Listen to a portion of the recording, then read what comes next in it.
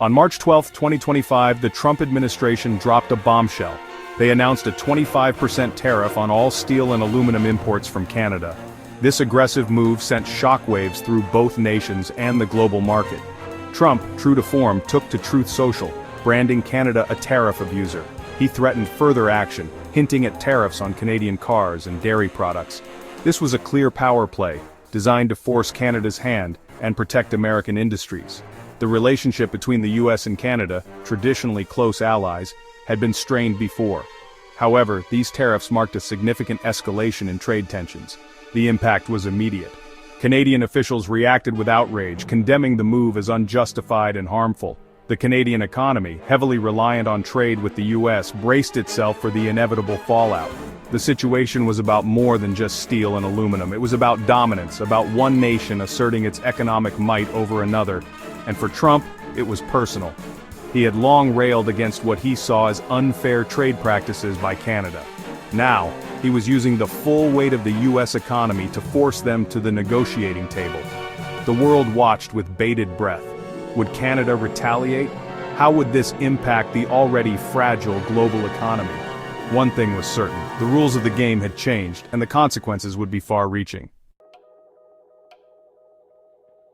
Ontario, a province heavily reliant on trade with the United States, felt the sting of the tariffs immediately. In a defiant move, Ontario Premier Doug Ford announced a retaliatory measure. Ontario would impose a 25% surcharge on all electricity exports to the United States. This was a direct shot at American consumers, particularly those in states heavily reliant on Canadian power. This bold move signaled that Canada, and Ontario specifically, would not be bullied. It was a calculated risk. A gamble designed to inflict enough economic pain to force the Trump administration to reconsider. The surcharge had the potential to disrupt the energy market, driving up prices for American businesses and households. The reaction from the United States was swift. The White House, through spokesperson Kush Desai, condemned the surcharge as a hostile act and threatened further retaliation. The rhetoric escalated, with both sides digging in their heels. For a moment it seemed the situation could spiral into a full-blown trade war. The world watched nervously as the two nations squared off. The stakes were high. A prolonged trade war between the US and Canada would have devastating consequences for both economies and send ripples throughout the global market. This was a high-stakes game of chicken, with no clear winner in sight.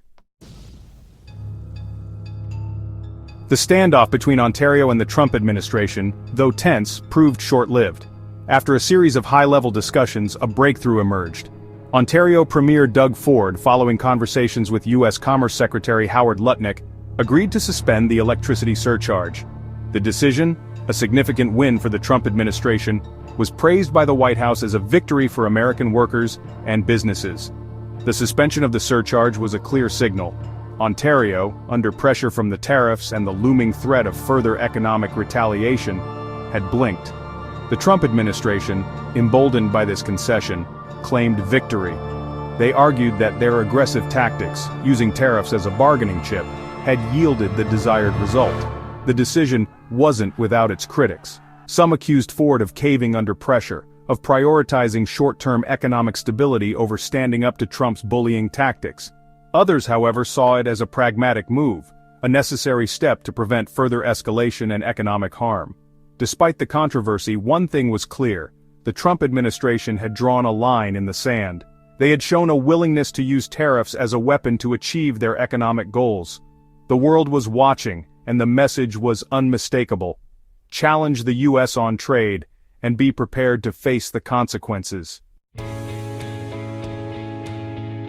The aftershocks of the US-Canada tariff battle reverberated across the globe.